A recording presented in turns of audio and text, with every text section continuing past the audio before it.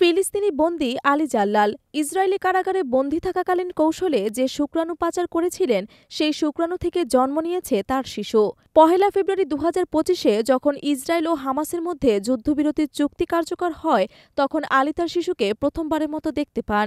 এই হৃদয়বিদারক দৃশ্যটি আবার রাজনৈতিক সংঘাতের এক গভীর মানবিক প্রভাবকে তুলে ধরেছে। গত ১ ফেব্রুয়ারি ২০২৫ ইসরায়েল এবং হামাসের মধ্যে যুদ্ধবিরতি চুক্তির অংশ হিসেবে ৩ ইসরায়েলি জিম্মিকে মুক্তি দেওয়া হয়েছে। একই দিন ১৮০ জনের বেশি ফিলিস্তিনিকে মুক্তি দিয়েছে ইসরায়েল। মুক্তিপ্রাপ্ত বন্দীদের মধ্যে একজন হলেন আলী জাল্লাল, যিনি পশ্চিম তীরের বাসিন্দা।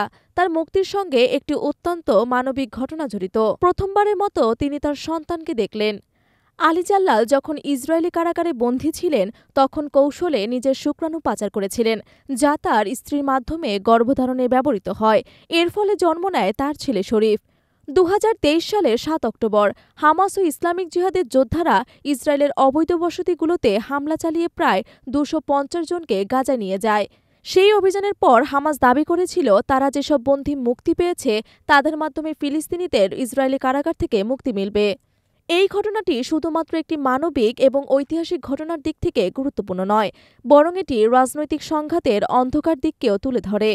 ফিলিস্তিনি বন্দীর মুক্তির আন্দোলন এবং বিশ্ব রাজনৈতিক প্রেক্ষাপটে এই ঘটনা জাতিগত এবং সাংস্কৃতিক বিষয়ের মধ্যে একটি শক্তিশালী প্রতিক্রিয়া তৈরি করবে বলে বিশ্লেষকরা মনে করছেন। এই ঘটনাটি উন্মোচিত হলে এটি বিশ্ববাসীকে আবারও বুঝিয়ে দেয় যে রাজনৈতিক ও যুদ্ধবিরতির চুক্তি মানবিক কাহিনীর চেয়ে কম নয়। একদিকে যুদ্ধের বিভীষিকা, অন্যদিকে বাবা মায়ের সন্তানকে ফিরে পাওয়ার অনুভূতি। এটি যেন দুই ভিন্ন দিকের একটি মিলিত গল্প। বিশ্বের চোখ এখন মানবিক দৃষ্টিকোণ থেকে ফিলিস্তিনি জনগণের বিপর্যস্ত বাস্তবতা বুঝতে সক্ষম হতে পারে, যেখানে রাজনৈতিক মতবিরোধের মধ্যে শোষিত মানুষগুলোকে নিজেদের অস্তিত্বের জন্য লড়াই করতে হচ্ছে।